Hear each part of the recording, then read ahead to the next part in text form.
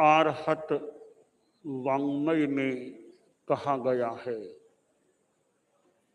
पंचाशव परिन्नाया तिगुत्ता छसु संजया पंच निगहना धीरा निगंथा उज्जुदंशिनो। 13 मई का दिन है और यह 13 मई का दिन मेरे जन्म दिवस के साथ भी जुड़ा हुआ है। आज से 61 वर्ष पूर्व मैंने जन्म लिया था और यह जन्म लेना एक सृष्टि की व्यवस्था है, कुछ मानो नियति का योग है कि प्राणी जन्म ले लेता है। और केवल मनुष्य ही नहीं, दुनिया का छोटे से छोटा प्राणी भी जन्म लेता है। जन्म लेना तो मान लें स्थूल रूप में नियति के हाथ में है, पर जीवन जीना नियति के हाथ में तो हो ही सकता है, पर हम नियति पर छोड़े नहीं, सामान्यतया पुरुषार्थ करें। और जीवन में कैसे जीऊं, इस विषय पर आदमी का स्पष्ट चिंतन हो जाए तो एक जीवन की शैली का भी निर्धारण हो सकता है। जीवन क्यों जीना और जीवन कैसे जीना, ये दो प्रश्न हैं कि क्यों जिए, जीवन का लक्ष्य क्या है, गोल क्या है, और फिर कैसे जिए। कैसे जिए का उत्तर क्यों जिए के उत्तर पर संभवतः निर्भर है। पहले क्यों जिए वाला उत्तर मिल जाए तो फिर उसके अनुसार कैसे जिए का उत्तर भी खोजने का प्रयास किया जा सकता है। तो क्यों जिए, यह एक महत्वपूर्ण प्रश्न है। श्वास आता है जाता है, ये एक हमारी शरीर की तांत्रिक प्रणाली का क्रम है। श्वास का आना जाना, पेट का सिकुड़ना और फैलना, यह एक क्रम है। कहा तो यह गया कि और कोई आए न आए, श्वास तो आता ही है ना। तुलसी पास गरीब के, को आवत को जात, एक विचारो श्वास है, आत जात दिन रात। कि गरीब आदमी है, असमर्थ आदमी है, अप्रभावी आदमी है, उसके पास और तो कोई आए न आए तो कौन आए। आने वाले भी कई बार अपने स्वार्थ सिद्धि होती लगे तो आते हैं, वो न लगे तो कौन किसके पास कितना आए कितना जाए। एक मंत्री थे सरकार में, अच्छे मंत्री, बाद में अगला चुनाव हुआ तो फिर वो हार गए थे, यानी मंत्री नहीं रहे, हार गए थे। अपने बंगले में रहते थे तो एक दिन यूं बंगले के बाहर खड़े थे, देख रहे थे, तो कोई पुराना कोई मित्र आ गया, बोला भैया क्या बात है, क्या देख रहे हो। मैं इतनी देर से आपको देख रहा था, वहां से आप यहीं खड़े हैं, आपको 10-15 मिनट हो गए होंगे खड़े खड़े, यहाँ क्यों खड़े हैं आप बाहर। कहा भैया पोते को स्कूल भेजना है, इसलिए देख रहा हूं, कोई टेम्पो कोई आ जाए तो पोते को बिठा दूर, उसको स्कूल भेज दूं। तो मैं तो कोई टेम्पो की खोज में हूं। ताकि पोता स्कूल जा सके। यूं कहते कहते जो पूर्व मंत्री जी थे आंखों में आंसू से आ गए। तो मित्र बोला क्या बात है? यूं कभी क्या बताऊं, 2-3 साल पहले जब मैं मंत्री था, मुझे लोगों को पूरा टाइम देने का समय नहीं मिलता। कितना अपॉइंटमेंट आगे से आगे होता, भी अभी टाइम नहीं, बाद में यूं आगे से आगे टाइम एकदम टाइट मेरा शेड्यूल बन जाता। कई बार लोगों को मना ही करना पड़ता, अभी टाइम नहीं है मेरे पास। तो कोई मिलने आते, किसी को 4 मिनट, किसी को 3 मिनट, घड़ी देख देख कर जल्दी जल्दी उनको विदा कर दे, अगलों को टाइम दे, आगे को टाइम दे। इतना बिजी रहता था जब मैं मंत्री था। कितने लोग बड़े बड़े मेरे से मिलने आते। और अब स्थिति यह हो गई है, पहले तो कभी कभी मैं सोचता कि मुझे टाइम नहीं है लोगों से मिलने का, बात करने का। अब लगता है लोगों को टाइम नहीं है मेरे से मिलने का, मेरे पास आने का। इतना उल्टी बात हो गई है, इसलिए आंखों में आंसू आ गए। एक तो वो दिन थे कि मुझे फुर्सत नहीं मिलती मैं हर आदमी को टाइम दे पाऊं। अब मानो लोगों को टाइम नहीं है मेरे पास आने का, मेरे से मिलने का। क्यों? अब मैं पावर में नहीं रहा, अब सत्ताहीन हो गया। तो लोग भी कई बार अपना स्वार्थ देख करके आते हैं कि जाने से क्या मिलेगा, क्या होगा। तो यह श्वास है, और कोई तो मिलने आए न आए, यह श्वास तो बेचारा आता है जाता है, आता है जाता है, जब तक आयुष्य का क्रम ठीक है। तो हम क्यों जिए? श्वास आना जाना है, वो तो पशु को भी आता जाता है। श्वासोच्छ्वास पर्याप्ति है, श्वास निश्वास होता है। और तो क्या, लुहार की धोकनी होती है, वो भी सिकुड़ती है, फैलती है, सिकुड़ती है, फैलती है। एक संस्कृत का श्लोक है, थोड़ा उस श्लोक में अंतर भी किया गया हो। उसका पहला चरण एक तो यह याद ध्यान में है, यस्य त्रिवर्ग शून्यानि। मैंने आचार्य महाप्रज्ञ जी से संभवतः सुना, वो यूं सुना था, यस्य धर्म विहीनानि बिना न्यायान्ति यान्ति च स लोहकार भस्त्रे व श्वसन्नपि न जीवति। कि जिस आदमी के जीवन में धर्म नहीं है, और एक जगह संभवतः के त्रिवर्ग यानी अर्थ, धर्म, काम, ये तीनों नहीं है, उसके दिन वो क्या होते हैं? आते हैं चले जाते हैं। जिनके त्रिवर्ग शून्य या धर्म शून्य दिन आते हैं चले जाते हैं, वह आदमी एक प्रकार का मुर्दा आदमी है। कैसे? लोहकार भस्त्रे व श्वसन्न की न जीवती। तो लोहार की धोकनी होती है भस्त्रा, वो फैलती है, सिकुड़ती है, फैलती है, सिकुड़ती है।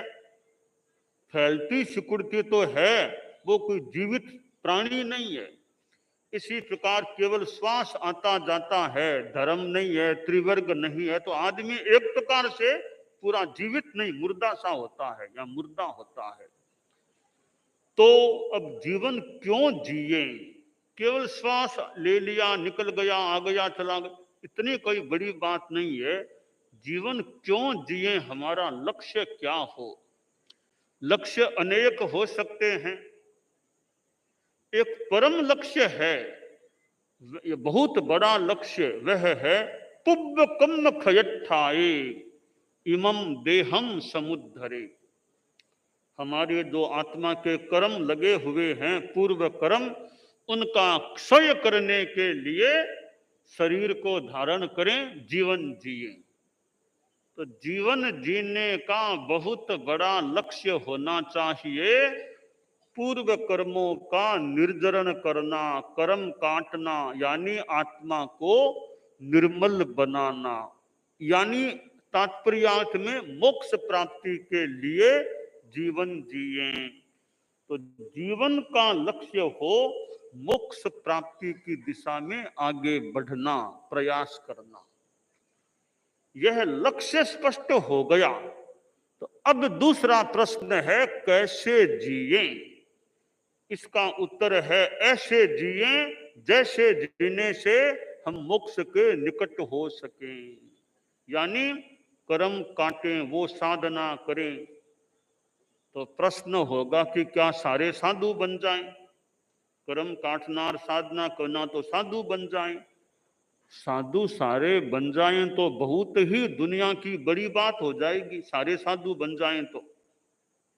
परंतु यह मुश्किल बात है। सृष्टि को चलना है और सृष्टि तो मान लो ऐसे भी चलती रह सकती है, पर सब में उतनी सामर्थ्य का होना मुश्किल है कि सब साधु बन जाएं, अनगार धर्म को स्वीकार कर लें, महाव्रतों को स्वीकार कर लें। यह कठिन है। तो वह कठिन है तो थोड़ा सरल मार्ग है अनुव्रत धर्म, अगार धर्म। गृहस्थ में रहते हुए भी, गारहस्थ्य का जीवन जीते हुए भी फिर धर्म की साधना करना, संवर निर्जरा की साधना, छोटे छोटे जितने अच्छे नियम धर्म के ले सके, अहिंसा का, सत्य का, अचौर्य का, आदि आदि का, संयम हो जाए। और जितना तपस्या करें, स्वाध्याय, ध्यान, अनाहार की तपस्या, ताकि पुराने कर्म कटते रहें, नए कर्म ज्यादा बंधे नहीं और पुराने कर्म कटते रहें। जीवन इस प्रकार जिए कि संयम की साधना हो और निर्जरा भी हो सके। तो अहिंसा हो जीवन में, सच्चाई हो, ईमानदारी हो और भी साधना हो, ऐसा जीवन जिए। यानी संयम की जीवन शैली से जिए, अहिंसा की जीवन शैली से जिए और तप की जीवन शैली से हम अपना जीवन जिए। तो क्यों जिए का उत्तर कि मोक्ष प्राप्ति की दिशा में आगे बढ़ना है, इसलिए जिए। और कैसे जिए कि अहिंसा, संयम और तप की जीवन शैली से जीवन जिए। परम पूज्य आचार्य भिक्षु ने, जो भगवान महावीर की परंपरा में हुए, एक धर्म का, साधना का पथ लिया और तेरा पंथ बन गया। उन्होंने पथ लिया और तेरा पंथ बन गया। इस तेरा पंथ में कितने कितने आचार्य, यानी अतीत में 10 आचार्य हो गए, कितने कितने चारित्रात्माएं हो गए हैं, आज भी सैकड़ों सैकड़ों। तो यह कौन सा पथ, यह क्यों है यह साधना का पथ स्वीकार करना? मोक्ष के लिए यह साधना का पथ स्वीकार करना। और कैसे जिए? ये अहिंसा, संयम, तप की साधना का जीवन जीना। तो साधु तो मान लो बहुत ही ज्यादा अहिंसा, संयम, तप की साधना करें। परम पूज्य आचार्य तुलसी ने, आचार्य महाप्रज्ञ जी ने तो बचपन में ही यह पथ स्वीकार कर लिया था। गृहस्थ हैं वे अपने जीवन में अहिंसा, सद्भावना, फालतू लड़ाई झगड़ा, दंगा फसाद, मार काट में नहीं जाना। अहिंसा की भावना रहे, सबका मंगल हो, सबके साथ मैत्री हो, सबके प्रति सद्भाव, कोई से फालतू बैर विरोध करना ही नहीं, राड आदि बाढ़ राड जले फालतू जाना ही नहीं, सबसे मैत्री भाव रखना, सद्भाव रखना। तो सद्भावना का जीवन गृहस्थ जिए, सद्भावना की जीवन शैली से जीवन जिए। और नैतिकता, ईमानदारी, बिजनेस करो, धंधा कुछ भी आप करो, लेन देन करो, उद्योग चले, धंधा, सब में ईमानदारी रखने का प्रयास हो। तो जीवन कैसे जिए कि ईमानदारी रहे, ऐसे जीवन जिए। ट्रांसपेरेंसी रहे, मोरेलिटी, ऑनेस्टी, यह ईमानदारी का जीवन हो। झूठ, कपट, चोरी, इनसे जितना संभव हो सके बचने का प्रयास हो, जीवन में सरलता हो, स्थलता, सरलता। जो कहते हैं तो मन में है वो बात कहें कि मन में तो कुछ है, वाणी में कुछ है, आचरणों में कुछ है, कथनी करने की ये विषमता नहीं। कहने को कुछ कह दिया, करता और ही कुछ है। तो कहनी करनी एक सार बना, कथनी करनी में गृहस्थ के एक रूपता रहे। तो ऐसा जीवन जिए गृहस्थ लोग जिसमें सरलता की शैली हो, ईमानदारी हो, छल कपट नहीं, साफ सुथरा जीवन और नशा मुक्तता हो। ड्रिंकिंग, नो स्मोकिंग, नो जर्दा, नो गुटखा, नशा नहीं, नशा मुक्त जीवन हो। ठीक है, खाने को रोटी आदमी को चाहिए, मान लिया, साग चाहिए, दाल चाहिए, ऐसे चावल, ये चीजें मान ले। परंतु दूध मान लो कोई पीते हैं, पर अब शराब, सिगरेट, बीड़ी, खैनी, गुटखा, जर्दा, ये चीजें हैं, ये क्यों चाहिए? इनके नशे से आदमी बच के रहे, नशे की गिरफ्त में आदमी आ जाता है, फिर परवश बन जाता है, फिर वो चीज लेनी पड़ती है, खानी पड़ती है। ऐसी स्थिति व्यसन, जिसके बिना आदमी रह नहीं सके, वो मानो व्यसन है। तो व्यसन मुक्त जीवन, व्यसन हो तो सामायिक करने का हो, भी रोज एक सामायिक करूं, सामायिक का भले एक सीमा तक व्यसन हो तो ठीक है, माला फेरने का व्यसन, धर्म की साधना करने का व्यसन, संत दर्शन का मानो व्यसन, यह तो फिर भी एक अच्छे स्तर के पवित्र उज्जवल कोटि के व्यसन हैं।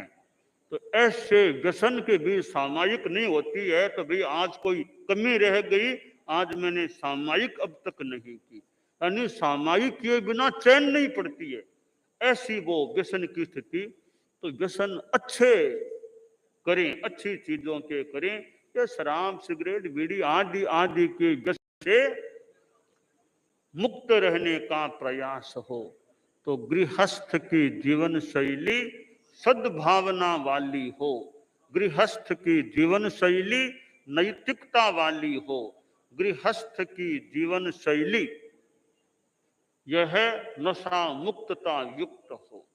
तो जीवन आदमी का अच्छा होना चाहिए, और जीवन अच्छा है, जीवन में शांति है, समाधि है, जरूरत हो तो जीवन में शांति है, समाधि है, जरूरत हो तो आदमी क्रांति भी करे, जरूरत लगे तो क्रांति भी करे, कुछ कठिनाई भी आए तो आए, बाकी अपना शांति में रहना, दूसरों की शांति में बाधा पैदा नहीं करना।